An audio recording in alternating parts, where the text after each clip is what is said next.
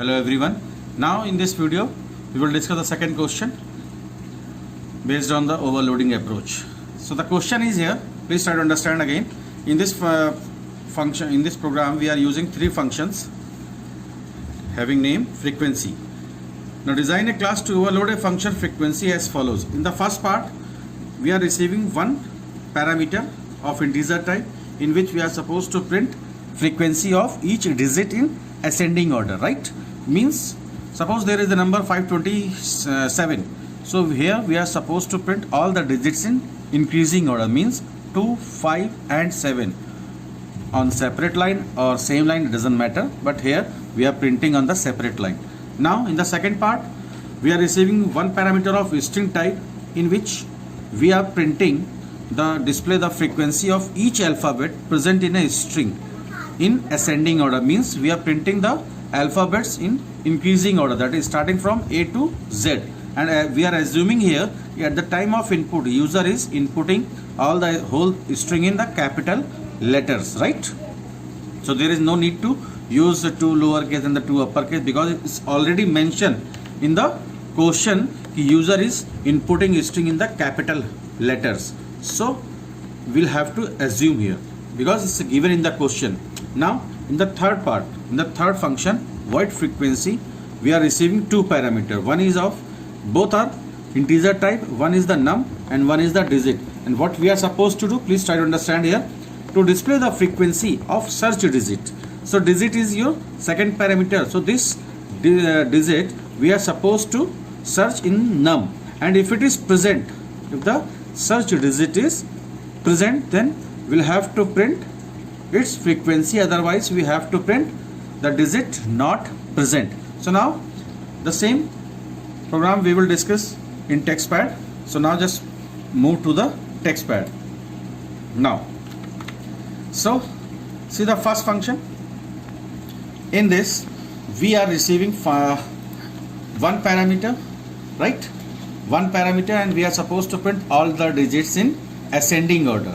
So for printing the digits in ascending order you can use any loop, and for extracting the digit we can use any loop, whether you are using for loop or while loop or do while, that is totally up to you. But here I am using on both places the for loop, right? So if you want to use in the second place, you can use while also, you can use do while also, even here also whatever you want you can use, but here in this question I am using the for loop on both places.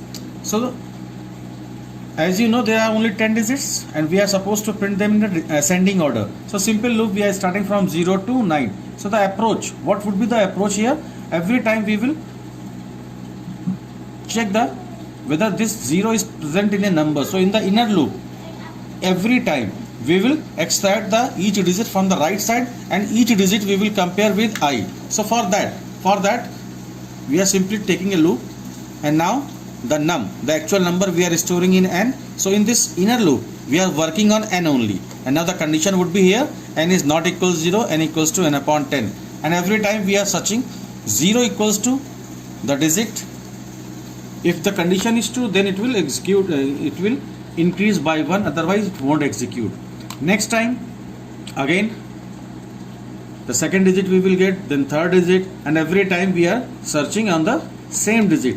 So after this, if c is not 0, if c is not equals to 0, that means we have the search digit is that digit is present. In that case only we are supposed to print the frequency of I, that is your present digit in a number. If it is not present there is no need to print the number. If the number is 527, so you don't have to print the frequency of 4, 6, 9, 0. Whatever digit is present, that only you will have to print. That is why this condition we are putting. This is very, very important. If the digit is present in a number, then only it will print the frequency, right? I will show you the same thing on the output also. You can easily check it, right? So now this is very easy program, and this type of program we have done in class 9th also many times. So now just move to the next function. In the next function we are supposed to print the frequency of not the frequency, we have to print all the alphabets in ascending order. We have to print each and every alphabet in ascending order. So as you know, in the question also it's mentioned we are inputting a capital alphabets string, right? So now, as you know, the capital alphabets ASCII code start from 65 to 90. So the same approach we will put up here also, in which the same approach means the same approach which we have applied in the previous above portion. Now, first of all, we will find capital A in the whole string. If it is present, then we are printing what? The J's character, means the A, B or C. So J is the integer, so that is why we are printing its equivalent character, and C would be its frequency. If it is present, then only. That is why we are putting this condition. So the first function and the second function mostly same, right? And the condition is simply same.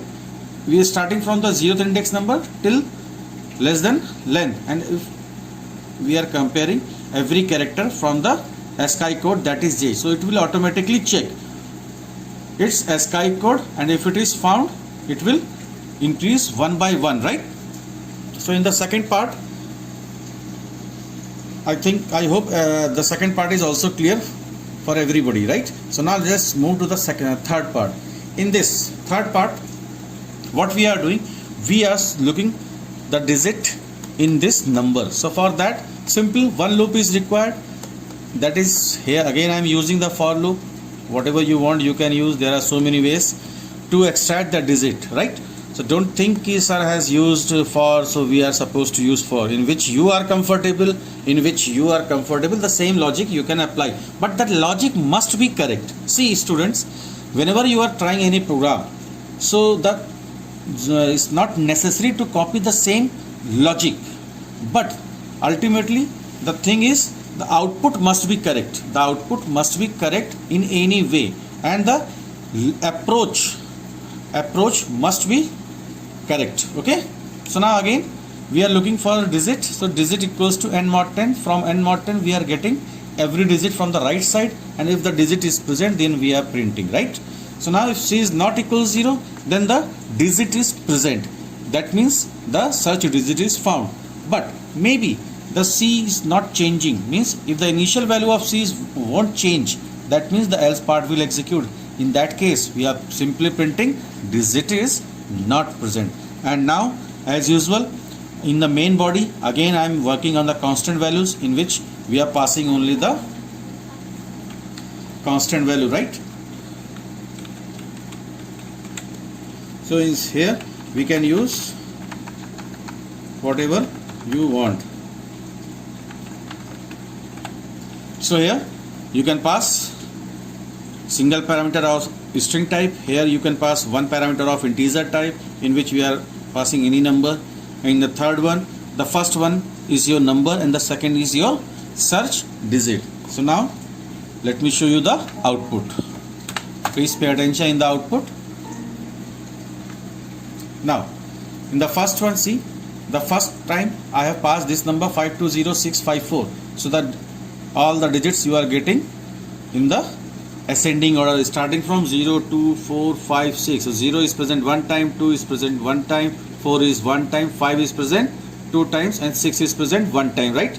Now in the second one, see, the string I have passed Jaipuria school. Now in this, all the digits, all the alphabets you are getting in the ascending order, starting from A. So B is not there, so we are not printing the frequency of B. We are printing directly C, then H, then I, J, L, O, P, R, S, U. So that all the alphabets coming in the ascending order, and according to that you are getting their frequency also. Now in the last one, please pay attention here.